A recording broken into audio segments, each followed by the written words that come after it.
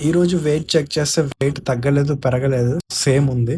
So, అందుకే pre workout అయితే తీసుకొని జిమ్‌కైతే బయలుదేరాను. ఈరోజు జిమ్‌లో వచ్చేసి చెస్ట్ అండ్ ఆర్మ్స్ వర్కౌట్ చేశాను.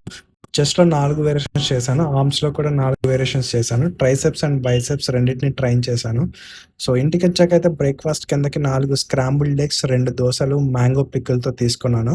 మధ్యలో ఒక పార్సెల్ వచ్చింది. ఇది నేచురల్ స్వీట్. ఇది 0 క్యాలరీస్. సో, షుగర్‌కైతే ఆల్టర్‌నేటివ్. క్యాలరీస్ చాలా తక్కువుంటాయి. సో, మధ్యాహ్నం లంచ్‌కి చికెన్ బేస్డ్ వైట్ రైస్, పాలకూర తిన్నాను. మధ్యలో chia sweets with lemon water తాగాను. సో, ఈవినింగ్ అయితే ఒక పార్సెల్ వచ్చింది బీన్ బ్యాగ్. దాన్నైతే ఓపెన్ చేసి అయితే చూసాను. సో, నేచురల్ షుగర్ ఇలా టీలో అయితే యూజ్ చేస్తున్నాను. అలా ఈవినింగ్ అయితే బయటికెళ్ళాను.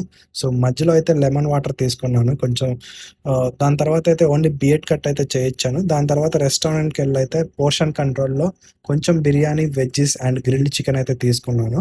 సో, తక్కువ క్యాలరీస్‌లో ఎక్కువ ప్రోటీన్ వచ్చేలాగా. తర్వాతయితే షాపింగ్ చేసేసి ఇంటికైతే బయలుదేరిపోయాం.